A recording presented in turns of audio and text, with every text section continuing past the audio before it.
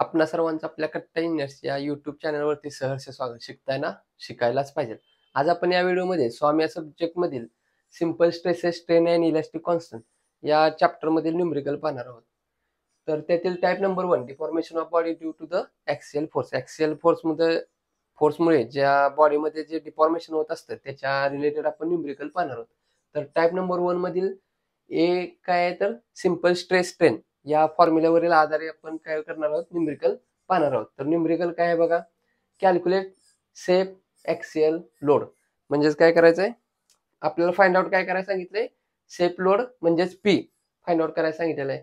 Intention for a steel bar of cross sectional, त्याचा cross sectional दिलेला आहे आपल्याला 75 mm into 12 mm. If allowable maximum stress is, आणि stress सुद्धा दिलेला आहे. तर काय करूया, सर्वप्रथम आपण गिवन डाटा फाइंड लिहूया. इथं गिवन काय काय दिलंय ते नोट डाऊन करूया. क्रॉस सेक्शन दिलेला आहे त्याचा 75 इंटू 12, म्हणजेच इथं आपण डायग्राम तशी ड्रॉ करूया. बेस 75 आहे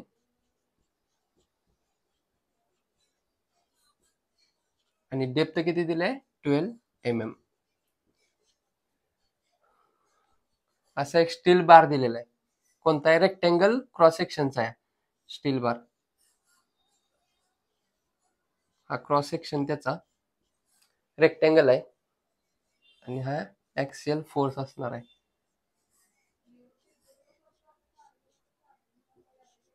फोर्स पी आपल्याला काय करायला सांगितलं, त्यांनी फाइंड आउट करायला सांगितलेलं आहे.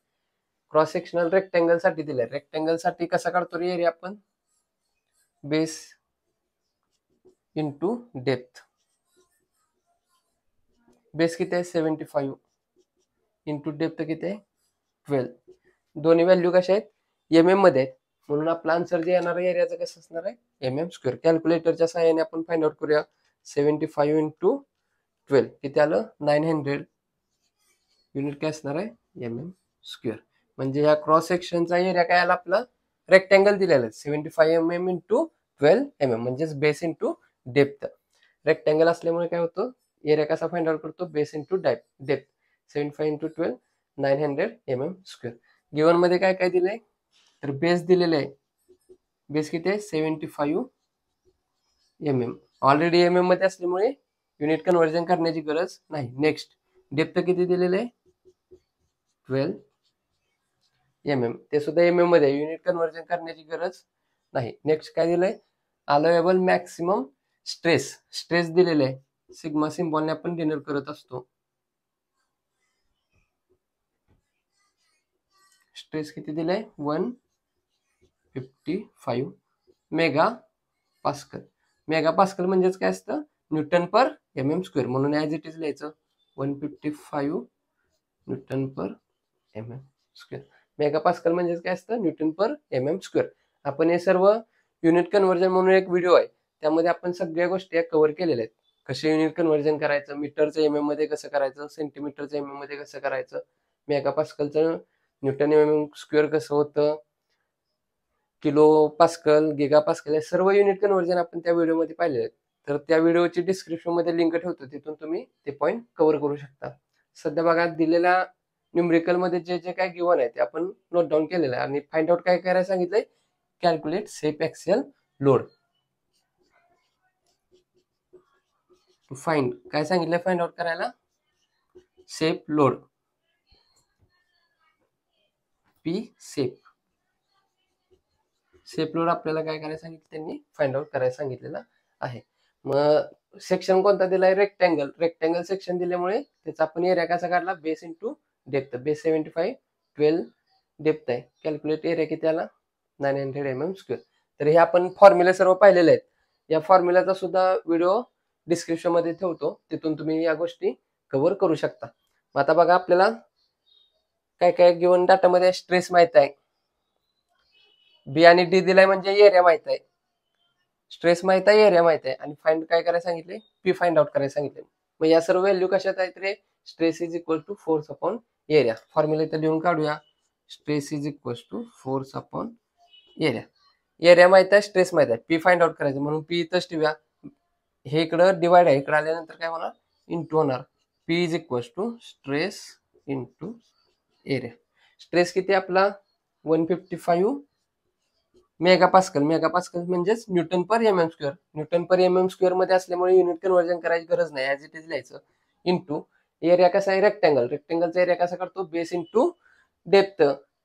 बेस किती आहे 75, डेप्थ किती आहे 12. एरिया फाइंड आउट केला किती आला आपला 900.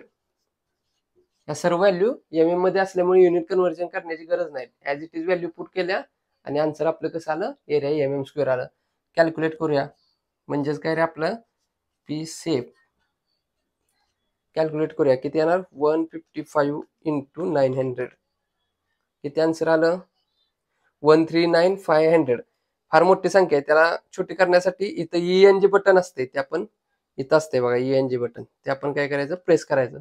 प्रेस केल्यानंतर किती आलं, 139.5 इंटू 10⁻³ लोड कसा आपला असतो, न्यूटन किलो न्यूटन मध्ये असतो. सर्व व्हॅल्यू न्यूटन आणि एमएम मध्ये असल्यामुळे आपलं युनिट काय आलं, न्यूटन आलं.